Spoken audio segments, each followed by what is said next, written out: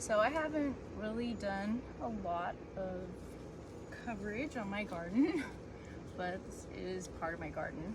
This is where I grow my tomatillos, that part of it. And some of them aren't that big because I got a late start and these plants got like stunted, but whatever, it's fine. I could still use them.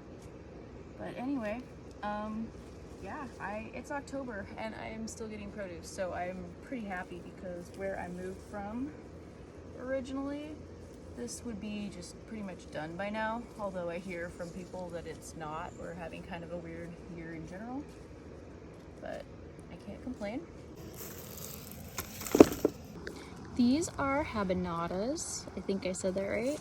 They're the less spicy cousin of habaneros, and they're supposed to be orange. This one right in here, it's just, I don't know if you can see it, it's just starting to turn orange.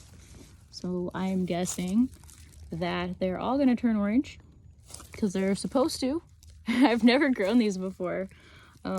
Yeah, so I don't know, I don't even know what to expect. I heard they were really good though. My eggplants did really well this year. They're all right, but the other ones were better. These were just kind of end of the season, but still usable. I have an abundance, so I'm gonna have to figure out what to do with them. So this year, I grew my own pinto beans. I ripped these plants out apparently, picking them one-handed, so we're not gonna do that. So I waited for these to dry, and then ready to go. And little tip, if you're growing pinto beans and you wanna make sure that you don't eat them green, you can kind of tell because they've got kind of the same pattern as the bean. Kind of the same pattern as the bean on the outer shell. So fun, easy way to tell them apart, so you don't pick the wrong beans too soon. I have done that.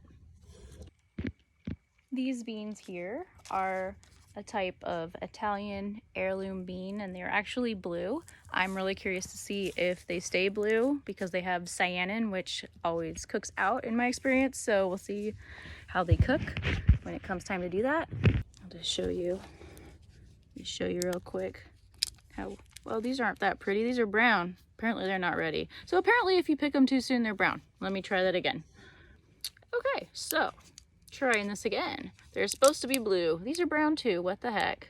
I don't know. The other ones were blue. Okay, third time's a charm. Here we go. They're just like this really pretty indigo blue. Keep dropping beans. I'm just gonna pour these into my hand. So my hand's dirty. Excuse my dirty hand, but I'm out in the garden, so that's to be expected. Anyway, they're like this really pretty indigo color, so we'll see how that cooks when the time comes. Hope it stays, but I'm kind of doubting that it will. So I am still getting a few green beans, even though it's October, which is awesome. I obviously missed a few green beans in here. What happened was I mistakenly decided to be a cheapskate, which is usually a good thing, but not this time. And I used this like really tiny bamboo, and it was flimsy and it broke and this fell down. Anyway, I should have just got these in the first place, but I didn't. So a lot of these got covered up, and so I didn't see some of these. They got overripe. But you know, the cool thing about beans is you can't really lose. If you let them go too long, you can eat them dry, because beans, you know, you can eat them by hydrating them, rehydrating them. So you can't really go wrong. Something is eating my tree collard. I don't think it's gonna kill it, but I'm not happy. There's a little baby pumpkin and it's starting to turn orange. Don't know if there's enough time left in the season or not. We'll see. Hopefully there's enough time for this cantaloupe to finish getting ripe. I don't think it's gonna get huge because these plants got super stunted. I've got 2 other little melons, a honeydew and a miniature watermelon, so we'll cut those open a little bit and see how they look. These plants were seriously stunted.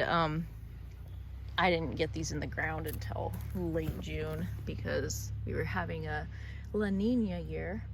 So it didn't really stop raining until July.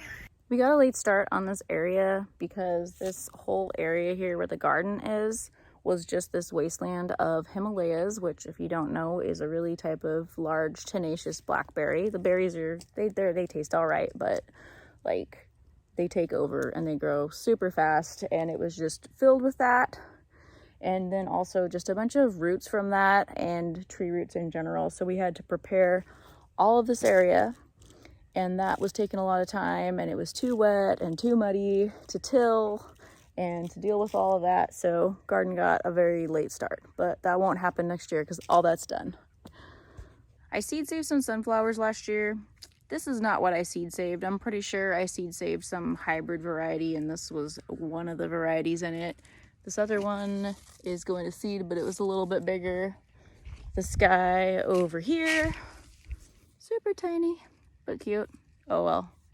The blue jays kept eating all of my sunflower seeds, so those got an even later start than intended. So it's just been a fun year to see, just test the limits of gardening.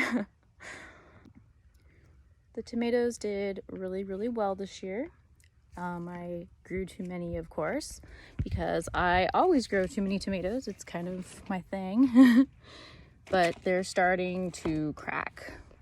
What I mean by that, I can see the sun's in like a horrible place. Yeah, you can see the skin's starting to crack a little bit, and that's because it's been cooling off at night and there's lots of moisture in the air, and they don't like that, so they're pretty much done. They're gonna be, I'm just basically picking everything that's left, and then we're just gonna let them do whatever. It's the end of the season.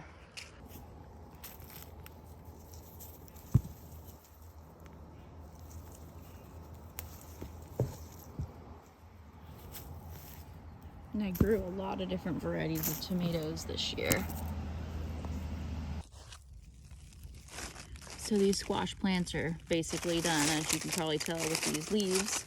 But I'm seed saving this crookneck, so I'm just letting it get all gnarly and do its thing, and then I'm gonna cut it open and dry the seeds. It is not a hybrid, so we can actually grow it true to seed. Same thing with this giant zucchini. I didn't see it until it was too late, so I'm like, whatever, it's the end of the season, let's just seed save it. Looks like I have little baby scallop squash coming on.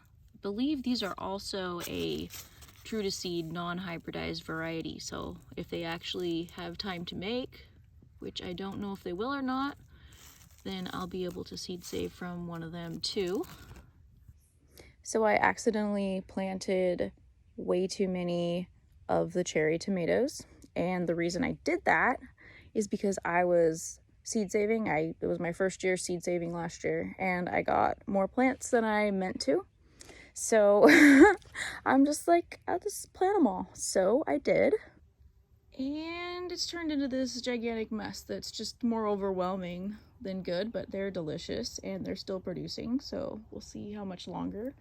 All these tomatoes are still producing. Like, it's a shame that like some of these are probably not even going to make it. I actually found out an interesting tidbit of information that Queen Anne's lace, which is this stuff right here, it's taking over my yard. If you can see, it's taking over. Anyway, it is actually a companion plant to tomatoes. They'll do better. So I don't know. Maybe they did better because of this. I'm still mowing this and going to get rid of the majority of it though, because this is just some of the ducks are still a little bit nervous because we just had a couple of hawks that came a little bit close. But when I was going through my garden, I noticed that some of my kale had aphids and ants and some whiteflies on it, so I didn't want to deal with that, so I just gave it to the ducks, and they absolutely love it. So it's nice because it doesn't go to waste that way.